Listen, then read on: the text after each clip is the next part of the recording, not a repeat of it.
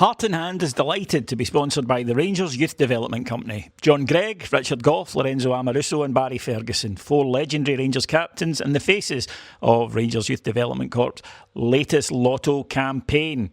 Over 18s can play and weekly prizes are on offer, plus an end-of-the-month jackpot of at least £12,000 in 4-week months and £15,000 in 5-week months. Visit www.rydc.co.uk, that's rydc.co.uk now, for full details on all their products, or click the link in the show description to sign up for Rangers Lotto.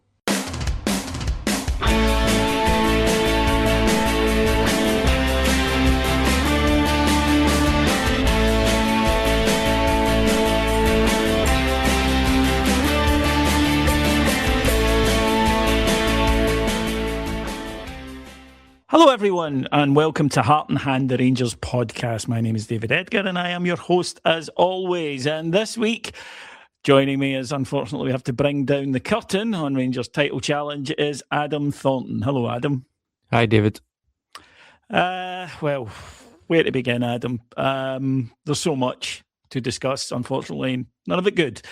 The worst thing, I would say, and speaking to other supporters that I think they would maybe echo this about the collapse, or the worst thing is, means we're not going to win the league, obviously, before any smart arse interjects, but I think it was the predictability of it.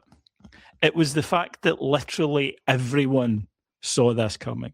Whether or not you wanted to believe that it would happen, whether or not you had sort of convinced yourself it wouldn't. I know personally, and I speak as somebody who is an optimist, sometimes been pulled up for my optimism, that I'm generally, in fact, I'm always really a glass half full type of guy. Like, yeah, no, we win these 2 games, we're all set. But there was still that wee voice in the back of my mind that was going, they'll bugger it up. As soon as you get close to the line, they'll bugger it up. That's what they do.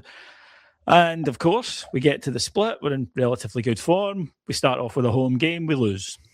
We then have a must-win game at Tynecastle. We're a goal up at half-time, playing well. We lose.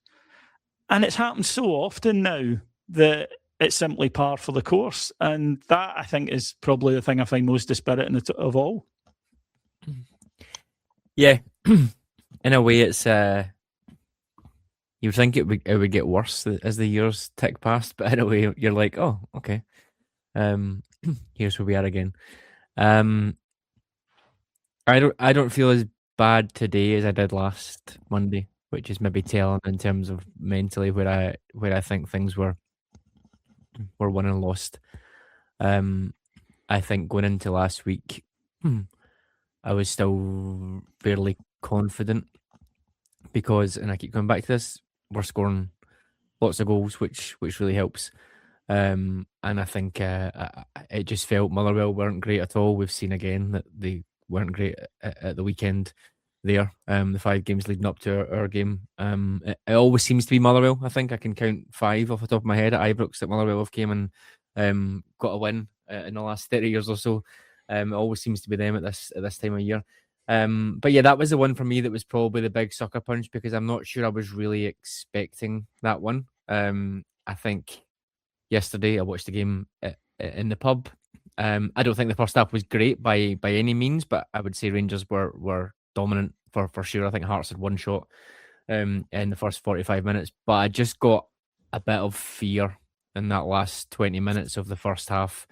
And again, speaking to people at halftime, it was one of the most obvious things that you could imagine that Hearts would 100% definitely go to a midfield 3. Maybe debatable whether they could have went to a back 3, but they ultimately did both. And it was a bit of a role reversal tactically from the week before, where Rangers shaped up in a 2-man midfield last week. They went to a 3 this week. Motherwell were 3 last week. Hearts started with 2 this week. So it was a little bit of a role reversal. And as usual in Rangers world, 2 completely opposite things can still generally end up in Rangers getting beat. Yeah, I think to just echo, you're chatting away to people at half-time yesterday, obviously, your mates and family, etc. And, it was universal. The one worry is we were all right in that half. Is that the good half or the bad half? And that's become so endemic and so baked in because this Rangers team is simply incapable of putting in 90-minute performances, that we're all so used to that now that it's become expected. And of course, well, they did. Unfortunately, they lived down to those expectations with the second half display. In terms, then, we'll just get right to it, of the future of the manager. Now, again, things change, week to week. We know that. And I said a few weeks ago, going into the 5 games, he'll either be a genius, a legend, or an idiot at the end of these 5 games. There's very thin line between success and failure, but there is, and that's the reality of it. And I think that what has kind of come through for me over the last 24 hours or so, and you do have to take into account, obviously, people are very emotional. I've been trying to think about it rationally, Adam, try to think about it logically. And I kind of found myself thinking, right, okay, logically, do I see the case that, no, you keep him, he's made mistakes, but people can learn, people can develop, they can, get a summer, pre-season, more players, all of those things. And, there have been good things this season. And I'm like, yeah, okay, yeah, I can see that. Probably deserves another year. And on the other, I'm like, but do I feel deep down that this is a title-winning manager? And the answer to that is probably no, I don't, if I'm being honest. So I'm kind of left in limbo a little bit of, is this guy going to go on and be a good Rangers manager? He could. Is this guy going to be another unsuccessful Rangers manager? He could. So I suppose the best description of it is I'm a Danny Rule agnostic. And that, I think, has come through a little bit in the comments from people, that even the ones who want to keep him, there's no great enthusiasm for it. I've seen the old "you can't keep sacking managers" line trotted out, which, is usually a sort of last throw of the dice in terms of argument making.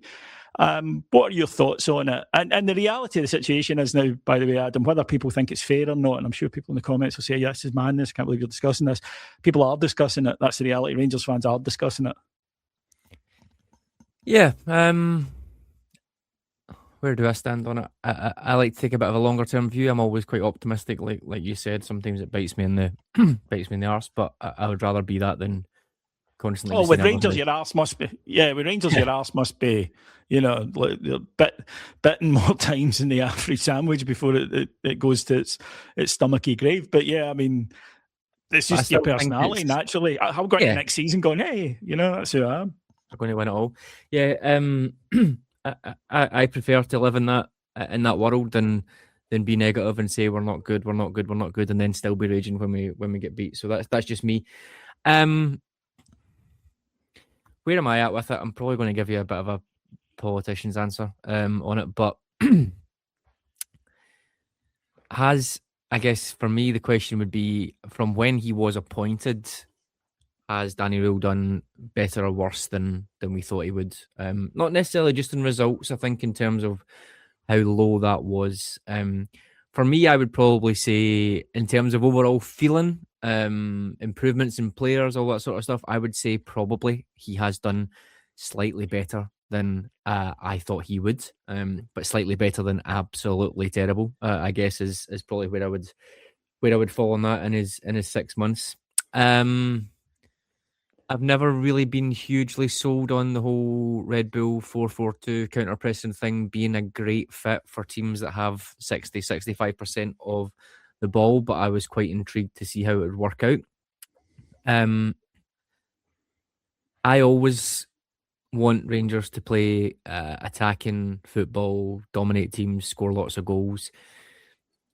I think Danny Rule has done that more than probably the last 4 or 5 years. If you think about the games that we have seen over the last 3 or 4 months, in terms of creating lots of chances, scoring lots of goals, expected goals is up really, really high, until it isn't. That's the way that these things work, but it's up really, really high. So clinging to something like that is a priority for me, a manager that can attack teams and score lots of goals. He has also shown that he can be cautious as well, as we've seen pre-Christmas. I think the issue that we've got here is the balance is tricky there, and maybe that is where the inexperience of a coach and players come in, not knowing when to stick or twist, essentially, or sticking too much and then twisting too much, as you could probably call pre-Christmas and post-Christmas. Maybe that is down to experience. Maybe that is something that will come in time. Maybe it will be something that comes with player quality. So that's a kind of broad brush thing. We spoke about this before. When he came in 10 games before Christmas, lots of clean sheets, relying on set pieces, getting over the line. Then the Parkhead game sort of raised the expectation. The team stepped up those 10 games or so. We were creating lots of chances. We didn't win as many as we did pre-Christmas, but we were creating chances.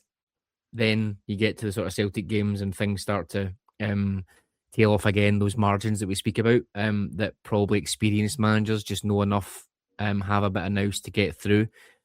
We didn't quite do those, but then we jump again, start creating lots of chances, scoring lots of goals, but we can't keep the back door shut. So it has been a bit of a journey. If I'm looking at it uberly positive, I think he has shown he can do both of those things, set up a team to defend at times and a team to attack. Nowhere near consistently. So again, for me, it all comes down to can the manager improve over the summer? I think you would expect that, yeah. Can we recruit better? I think the summer window looks better than it did. I think the January window, we thought it was looking good. Romans and Nadiri picked up those unfortunate knocks. Chukwueze started really well and then has tailed off a bit in the last few weeks. And Skov Olsen, I think, is one of those ones that you have to sort of roll the dice on, and if it works, then you'll be a hero. If not, then that's a sort of signing that you live and die by, essentially. So maybe that window doesn't look as great this side of Easter, but I think it's certainly, I would say, recruitment seems to be trending in the right direction. So if that can progress as well over the summer, you give the manager more tools to allow him to implement his key game, which for me is that 4-2-2. I would not have changed from that at any point from January. If all those things come together, you're thinking, okay, maybe. But in my heart of hearts, I probably still fall on your side in terms of do I see a really clear path to a title? Probably not. But again, on the flip side, I don't know how many flip sides I've got to hear, but on the flip side of that, we saw last year that changing a manager, giving them a full pre-season, doesn't mean they get any grace at all. If Danny Rühl's here and we don't win a couple of games at the start of the season, there'll be calls to get him out. But again, as we've seen last year, if a new manager comes in, doesn't have a great August and September, then there'll be calls for him to go out as well. That's just the way these things work. So I don't think it's a magic wand changing manager either. No, I don't. And I think that's why I'm kind of, and I get, by the way, that, you know, we've been a very bad week, so my enthusiasm levels are fairly low anyway. But that's why it's a case of, do I want him sacked? Maybe, probably. I don't know. Do I want him to stay? Maybe, probably. I don't know.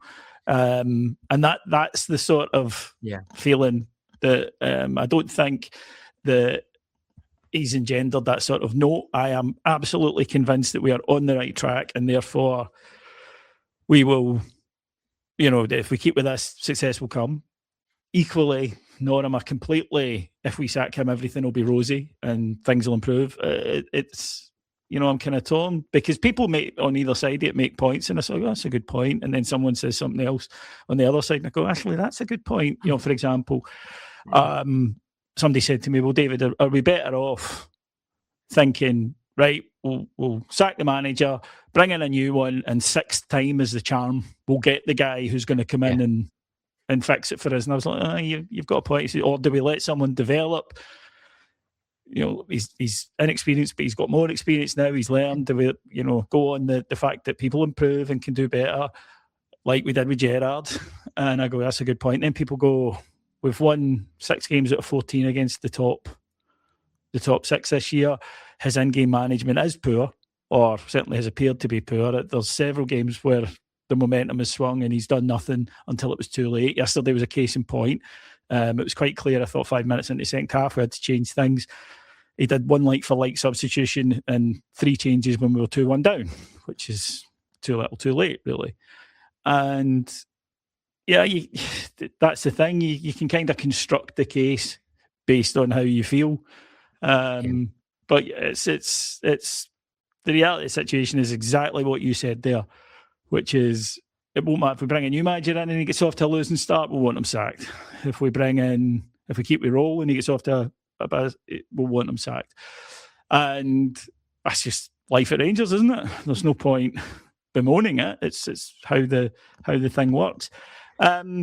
Yesterday, the thing that struck me, Adam, the manager, I've asked him about mentality and he doesn't like it. Right? He bristles when you ask about mentality and he sort of bats it away or just out and out said, no, it's not about mentality. I'm not talking about mentality because it's not that.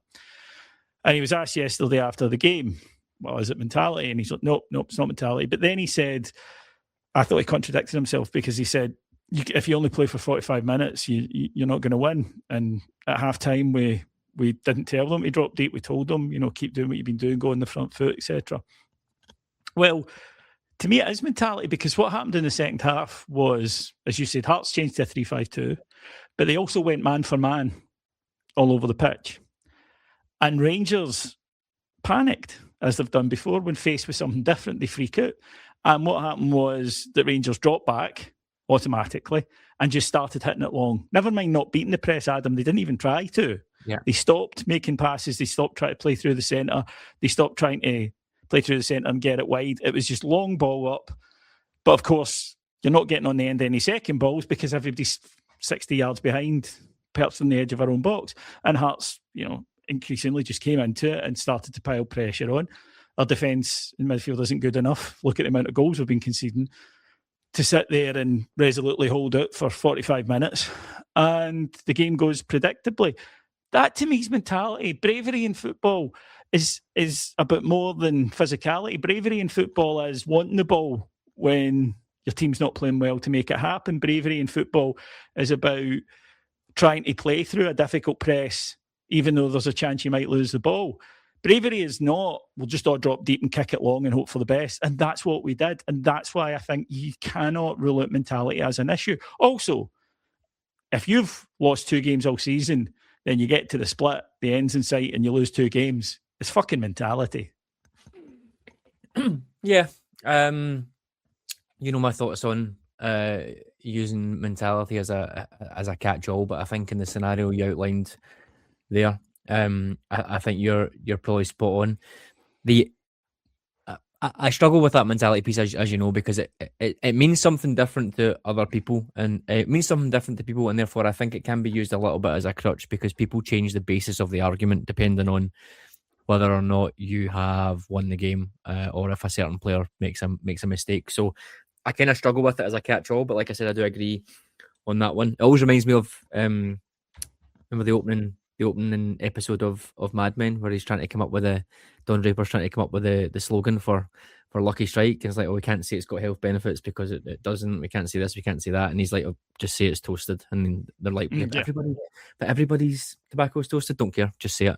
And it's like using sort of emotion to overcome something logical. So I always struggle with it because it's really subjective. Some people value it more than others, but I do agree. It has been an issue for a large number of years. What I would sort of say to that as well, the type of thing that we're talking about, and for me, in this game and in the game last weekend, we don't have someone that sets the tempo in the team. So whether that's bravery or whether it's quality, I'm not sure. But I know that if Nico Raskin, Mo Diamandi and Tochi Chugwani were 10% braver, they still can't technically set the tempo of a team. They still can't decide when to stop it, when to start it, when to slow things down, when to speed things up. So that's where I sort of fall on. Technical aspects get overlooked a little bit because we don't have that controller in there who can actually do those things. Bravery will absolutely help, but having that player in there, we don't have. Probably the same in the final third. We don't have an all-round player who can just need one chance to score, can press, can hold it up. All those sort of things can beat a man. While we don't have those technical qualities, I think I would rather prioritise getting those in and making sure that we're 100% clear with that. If we then still have a weak spine or a weak mentality, absolutely, let's get in some players who can shout and be vocal and smash into tackles. I think that's great. But for me, it's probably both. But yeah, in the scenario you painted when you get to the split, and particularly the Motherwell game where it's all set up, everybody's positive, the sun was shining, Great atmosphere. great atmosphere, everybody's feeling great, and then you go out and deliver that first half. Now, tactically, I think he got it way wrong in both these games. I think in the Motherwell game, he set up in the 4-2-2-2-2, kind of. It's never really a proper front two, but he set up with that. But I thought Asgard and Gassama just didn't do a good job as that second line of pressure. Exactly the same as the problems that Hearts had in the first half yesterday, by the way. Shankland and Braga trying to press, and we just passed around them. It was a mirror image of that. So McInnes got that wrong in the first half. Danny Rule got it wrong in the first half last week. But it's how you adapt and how you change it. I thought we were too slow to change it, and that is becoming a factor. I remember when a halftime sub was pretty much on the 6 o'clock news that somebody had to make a halftime sub. Because I can't believe it. It's every week, pretty much. Or if there isn't a halftime sub, you're shouting for one. So that has to go against the manager for me, consistently getting selections wrong, whether it's selections as in where players play, whether it's the literal players, or changing who plays where. I think is a big issue. So yeah, there's lots and lots of little aspects of it, I think, that are all complicated. But at the end of the day, Rangers didn't win, and that's all anybody cares about. Yeah, look, I don't think that as I say, that bravery is about smashing into people and, you know, making tackles. I think that technical player that you speak of can add, if you like, mentality and bravery to the team, because he still wants the ball. Definitely. In those situations. And he's saying to his teammates, pass it to me, right? I don't care if there's a guy on me. I can deal with that, and I can turn and I can take the ball and I'll get us moving. And I think that, you know, Stephen Davis didn't go smashing into tackles, but he was brilliant in the sense of, give me the ball, right? I'm here. I'll set the tempo. I'll be the metronome in the middle of the park. And, you know, Spain are the absolute masters of that. I mean, these are wee guys who, you know, they don't go, you know, leaping into tackles or throwing elbows, but they're just constantly there, constantly available to a teammate. And then the rest of the team go, right, okay, we can push up a bit here, because if at any point a move gets into bother, he'll be there. I just turn and he's there and he can take the ball and recycle it and keep us moving. So I think the elements do sort of cross over. You know, I think there is like a Venn diagram where they are... They very much are going into one another. You mentioned selections there, Adam. Olsen was a head scratcher before it, and unfortunately after his performance, this is a head scratcher too. From a technical point of view, from a tactical point of view, the only thing I, as somebody who's total layman, right, could see about that was he possibly thought he might give Tavernier a bit. He needed to protect Tavernier a little bit, and he maybe thought he was better for that role. But that's really all I've come up with. Better out of Skov Olsen, Gassama and Asgard for sure. I'm not saying he's the answer at all, but I think out of all of those, Oliver Antman offers better protection. He's quicker. He presses well. He tactically seems okay. He can play a number of positions, and more often than not, he creates a chance when he's on the pitch. So for me, I think he's been quite badly underused, even if it's off the bench or from the start. So personally, I would have went with that. Skov Olsen, I guess it's just that thing of, is it basically what you've just spoken about there? It's a big game. Let's bring in what should be the big game player, regardless of how that is gone. I don't know how the conversations, I don't know how he's trained. It's his first appearance in a month, I don't know, but maybe it's as simple as, I need a win today. I'm going to play this international who has played in all these top leagues, and on the international stage, I'm going to play him instead of Telo Asgard or Jiri Gassama. I don't know. In the first half, the first couple of minutes, he looked really, really nervous. Then he got on it a little bit.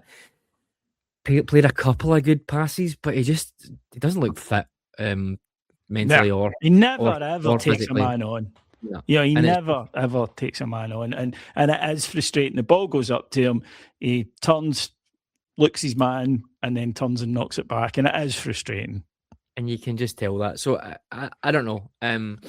It wouldn't have been what I would have done. I would have tried my very, very best to keep that two up top, and sort of find a way to have another player in the middle if we could. Maybe a back three and wing backs was something that I know we spoke about when we were away last week. That would have been a big risk, absolutely, in terms of we've not done it for a while. But I think this is one of these things that the manager has sort of shed the cautiousness a bit, and maybe at times a little bit too much. There was a period before Christmas where basically if an opposition played two up top, we were pretty much always playing a back three because we were concerned about balls over the top, having that extra man there. And then we got to January and it was like, right, okay, we've got the players in that we want. We're going to go four at the back all the time, every time, and we're going to dominate teams. So yeah, maybe not necessarily, given the way the first half went. I don't think you can really pin that against them, but absolutely when the tide starts to turn, we didn't react. And I remember thinking, get to halftime first of all, but then as that half went on, I was like, no, we should have made a little bit more of that. There were times where Diamande, Fernandez and Giga were just sort of passing it about between themselves at the end of that first half when Hearts were hopeless. They were just shelling the ball everywhere. They couldn't find a... And frustrated. You could see it in their play. They were really frustrated. And I just think that's where big teams, experienced managers go in for the kill, and try and hammer that. And it just felt like our heart was not really in it. We were delighted to be 1-0 and we thought we'd just get to halftime. Everybody expected that onslaught coming in the second half. In my head, I'm thinking you get to about 60, 65 minutes, maybe the initial surge will tail off. The crowd will start to get nervous. They'll try and make more substitutions. We're all set up to try and get a bit of pace off the bench. But we never got that far. So yeah, I think in my head, logically, I can understand the Scott Wilson one in terms of what we've seen. I really, really can't. And it comes back to that point. We're asking, just playing a midfield three is not enough. All three of those players are really similar sometimes in terms of positions they want to take. They're all sort of not necessarily all-rounders because I think they do have some flaws, but they're not specialists. There's not one that's a sitter and one that's a number 10 and one that's a number 8. So just because you play three players in there doesn't necessarily mean that you've got a man advantage, but it doesn't necessarily mean that it's going to be as good as a man advantage if all three of them are really specialists and know their roles. So yeah, it was a bit of a tricky one. It laid bare some of the deficiencies with the players, with the squad, with the tactics and with the manager. I think that lack of killer instinct you talked about is absolutely valid. You see it so often. Motherwell, we go 2-0 up, 2-0 down, sorry. We bring it back to 2 each, and then it's almost like we take a breather and go, right, we've done us, yeah. Well, yeah, exactly. Like the mountain is climbed. And that's the thing with this Rangers team, that so often it does enough, or what it thinks is enough, and it sometimes, of course, when you're only aiming to do enough, then if you fall slightly short, whereas if you do a bit more than that, if you fall a wee bit short, you've still done more than enough. It's just common sense. But yeah, this is something that's been redundant to the team, and you're absolutely right. That last 5 minutes of the first half, when they were annoyed, they were frustrated. Shankland's picked up a booking. You could see them kind of pointing at each other, and there was a few arms being thrown up in the Hearts team, and the fans are kind of getting angrier and angrier, and we just kept the ball, which is exactly what the opposition would want you to do, because they're going, just get to half-time 1-0 and, we'll sort it in the second half. And too often, and you mentioned earlier the manager's caution. I think sometimes there is that caution. What really worries me about Danny Rule is something that happened with Clement and something that happened with Van Bronckhorst, which is fundamental misunderstandings of the league. And it's, what it's about. They like possession football. They like European style football. You keep the ball, let the ball do the work, all that kind of thing. And it's great. But it does ignore the local environmental factors, which is you're playing against fired up teams all the time. Just need to look at Motherwell last week, because we are a huge game for them, regardless of how the season is going for that team. There is a raw physicality to the game that isn't there. And I think sometimes that conservatism, the best way I think for a team to be successful in Scotland is to either be shit hot defensively and barely give up any goals and have a couple of, amazing talents, which these days are probably beyond our financial reach, that get you the goals, or you're a very attacking front foot in the opposition faces team. The possession stuff lapses too often for me into sterile possession. And the last 5-10 minutes of that first half, absolutely what I'm talking about. Yeah, no, I totally agree. I think it's Rangers just can never have a balance at all. For years, I've been saying we're a little bit too cautious. We don't have enough firepower. We don't score enough goals.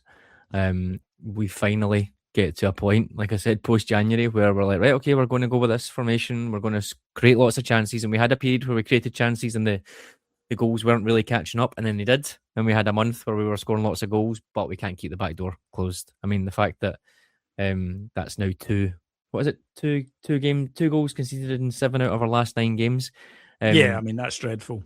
That is dreadful, and it speaks to that inexperience we spoke about earlier on, that we can't do both. We are not good enough, and you can take whoever you want to into that, whether it's managers, players, tactically, whatever. But we're simply not good enough to do those two things that you mentioned at the same time consistently. I think that's basically where we are. For me, again, maybe circling back to the manager point, I'm not as down on it as I maybe was last season or the end of Clement's first season, or maybe even further back than that.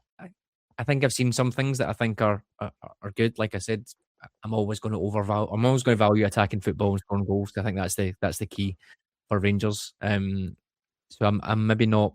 I think I said on the Rangers Prism a couple of weeks ago, feels like a couple of years ago, I've got optimism going into the summer, and I probably do still have that. I think there's an alignment that's quite important. We all talk about the clubs like Brentford and Brighton and setting yourselves up for success. I think if we continue targeting the types of players that we are targeting, that we targeted in January, and maybe some of the names that we are getting rumoured in the press in the last couple of weeks and months, they all sort of align with this Red Bull, Leeds, 49ers, Danny Rule type style of play.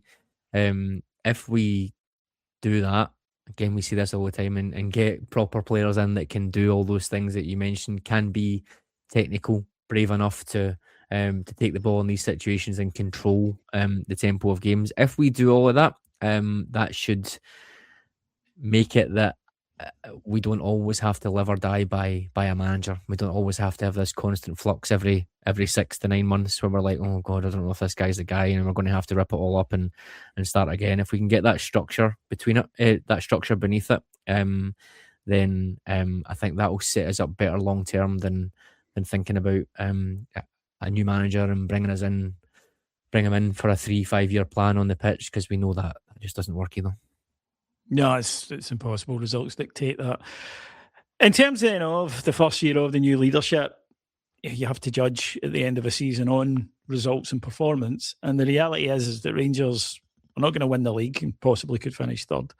League Cup semi-final, Scottish Cup quarter-final, and our worst Europa League performance in, years really, certainly pre-Gerrard. It has been a season of failure on the park. There's no getting away from that. And they may well point to, other things, improvements off the field, and all of them may well be valid. But it's a big summer for them to go again. Yes, they did spend money, and that was good. And I agree with you, by the way, some of that money, has been spent quite well by the looks of things. But they've had a year to learn, basically, I suppose is what I'm saying. And next year, I expect demand, improvement, because this is not an acceptable season's worth of results for Rangers. No, it's not. I haven't heard huge amounts about anything that might be coming in the pipeline off field. I know we've had a couple of mentions of things, but it doesn't feel like there's anything that's too close that will be too transformative. So you have to focus on what's happening on the pitch and in the transfer windows. I think Andrew Kavanagh speaks very well, but most people do. And what you would hope that that first season has been a huge learning experience for them. We hope there's a little bit of stability in there. We've obviously got the CEO in. You would imagine there needs to be another couple of appointments that potentially I would have expected to be in before now, in terms of that sort of football structure, football operation. But we need to turbocharge that. I don't think it's it's good enough to maybe bring in a consultant and stick in Bjornby and say, right, you're going to pull certain aspects of it together. I think that's great, but we need long-term stability in there. We need, if he's the guy, great. Let's get him in there and get him embedded in it. Bring in anyone else that we need to ASAP, and go and hit the transfer window running, because, like you said, this season has not been good enough at all. Yes, we pulled it back from being an absolute horror show and a disaster, but ultimately we're still sitting here with nothing to show for it on the pitch, which I don't think anybody thinks is acceptable. And yeah, they have to go and improve and try and rectify that next year.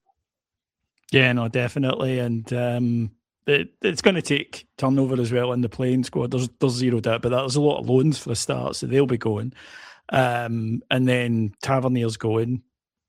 Butland possibly will go. I mean, we're linked with a lot of goalkeepers, and I just don't think Butland can play the style that the manager wants to play, because his kicking isn't good enough. So possibly him away, do you reckon?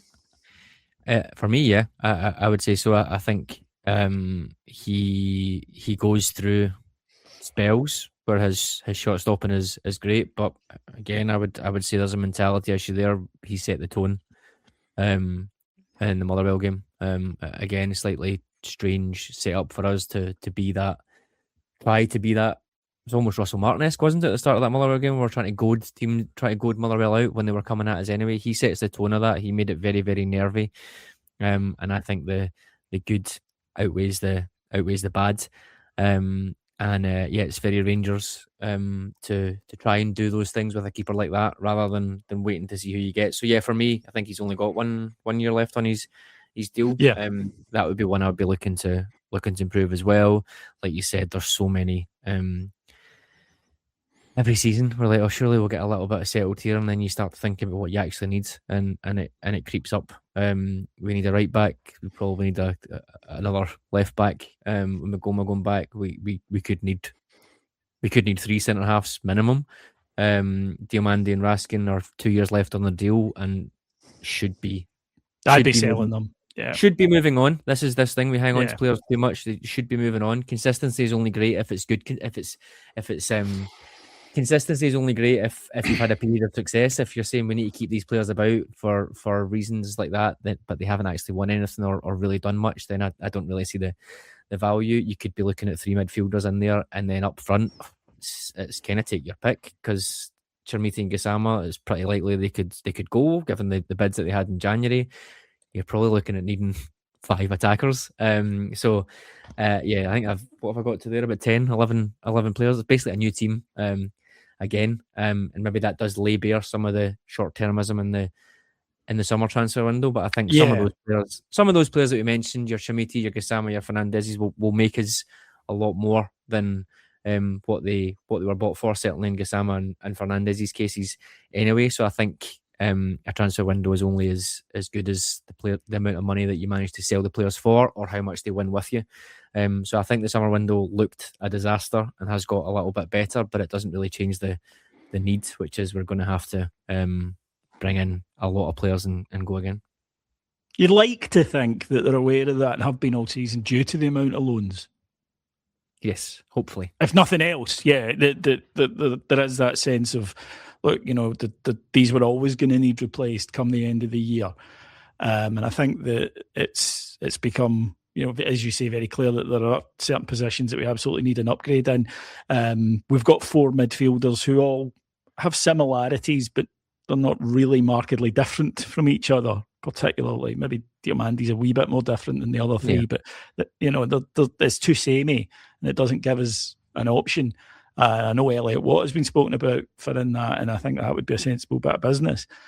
But yeah, I think the leadership group, in inverted commas, they don't lead, not in the key moments. You see it. I don't care what they're like Monday to Friday or in the training centre, in the dressing room. You hear a lot. We're fans. We don't see that. We don't care about that. We care about what we see on the pitch. And our leaders, if you like, Tab, Butland, Raskin, Suter, who I still can't understand that new deal for, they have to concentrate on their own game too much, Adam. That's the thing, right? Because they've all had periods of really poor form, and when that happens, you expect them to be leading other people. They they need to concentrate on themselves at that point because their form's in the gutter. And that's been a standard thing. I've said it before, and I'm no apologies for repeating myself. We have confused, both us as a supporter and as a club. Well, not as a support, because I think the supporters can see through it. But we have confused age and experience with leadership. They are different things. You can be a 23. Tor Romans has got leadership qualities, and he's 22, right? Fernandez, I think, has got leadership qualities, and he's 25. The idea that John, he's 30 and he's played all these games. He's not a leader though. He never will be. He could play 1,000 games. He won't be a leader. It's just because you've been about a while doesn't mean you've got something which is a skill and a different skill to the one you might possess. Totally agree, and it doesn't mean you have to break the bank as well and bring in players that are £10 million and technically better than everyone, and they will automatically raise the leadership as well. It just doesn't work that way. I keep coming back to the James Tavernier announcement last week and the timing of it, which really confused me a little bit. I wasn't quite sure why that needed to happen there. I get the point about you might get asked about it in press conferences, but it hadn't been mentioned once all season. So, and it sort of feels like to me from the outside looking in that the player went first and the club then had to react quite quickly. I just, when you look back at it now, I felt that little bit of a sideshow, all the conversation I was guilty of it myself leading up to the Motherwell game, talking about that. I don't know what effect those type of things have on players, dressing rooms, fans, anything, but that just felt like something that we could have done without, and it could have been something that happened later. If we have press conferences, then fine. Tavernier had a press conference a couple of days before and batted off the questions. He would have had to do it a couple of more times this season, say. It didn't. It felt a little bit strange, and I don't know if that then speaks to that point. He shouldn't have been playing the game yesterday. I think everyone knows that. For me, maybe that's on the manager as well, because if Tour Romans is fit enough to play an hour, I would have been playing an hour of Tour Romans and bringing on, even if you bring on Tavernier, say, or bring on Magoma to swap him, but having to then put Sterling out of position, and play Tavernier, who doesn't have the legs to get to it. We saw that. I think he was quite poor for the second goal. I think he doesn't react quick enough. The player gets ahead of him. He doesn't stop the cross. We know that's a weakness there. I can't really blame the rest of the defenders. I thought Fernandez and Giga certainly had done what you'd want them to do. Maybe one of them could have been out to Shankland a little bit quicker, but they did drop, and Shankland with some good movement to find the space for him. But yeah, I think just shouldn't really have been there. And I think that's whether that's leadership from the manager or leadership from the team. I think the big players that you spoke about there didn't step up. And outside of half an hour against Falkirk, 45 minutes against Falkirk, where Nico Raskin was sensational, I think that's now becoming quite a regular thing. He is a master at careering into challenges and getting a bit of a cheer from the crowd, but then doesn't come out with the ball at times, and I think that happens quite a bit. And I think I've been a big fan of him in the past, but I don't think he is improving at a level that I would have hoped for or expected. Whether it's maybe just that he needs a change. He's been here 3.5 years now through a lot of things. I'm not sure whether it is just one of those things that he needs better players around him to help him take that load. I don't know, but like you said, those 3 or 4 players, when the crunch comes in the last sort of year or so, or maybe even a little bit longer in some cases, they are kind of found wanting, to be honest. Yeah, they are. I mean, I don't think anyone could argue with that. And something has got to change, and we keep saying that. And then I think the core issues remain, which means that there hasn't been enough change. That's the thing. And look, change is inevitable. That's the thing. You can't hide from it. And it's how you manage change. That's you have to be brave. Because change will happen, and it's how you manage it. And you made a very good point there, I felt, about we've been reluctant, we've held out players too long. That's a reluctance to face up to change, because change is annoying and it's difficult and it's a pain in the arse sometimes. And we're, I'll do it later, right? I get it. But it happens. And if you're not ready for it, then you'll always be trying to catch your tail. You'll always be reactive. And that's what Rangers have been the last few seasons. And until we get ourselves into a position to say, look, we're going to actually make a change happen, a positive change that we're in control of, then we'll continue to end up where we are. Maybe it's the same as a Right, manager folks. then, David. Sorry, go on.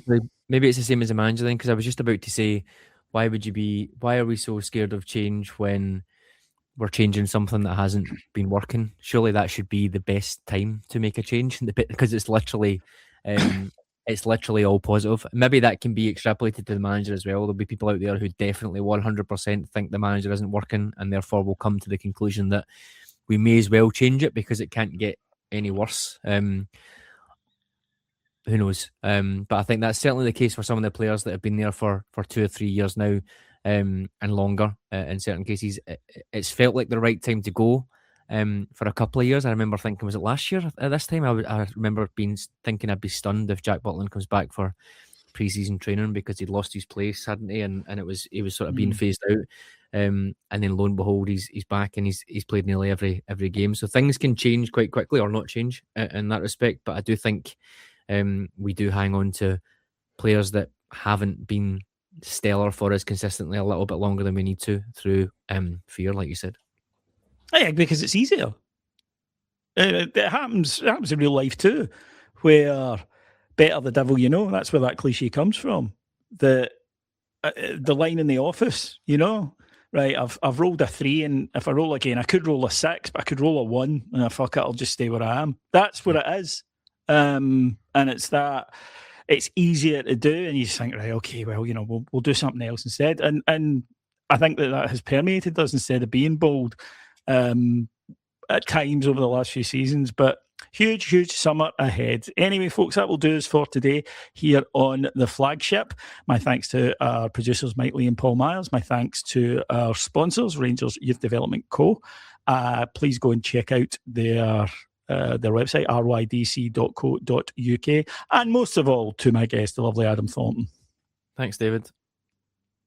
Thanks for listening, folks. Cammy will be here later in the week to preview the trip to Parkhead, and I'll be back here next week to discuss it. Until then, have a good one. Take care, everybody. Bye-bye.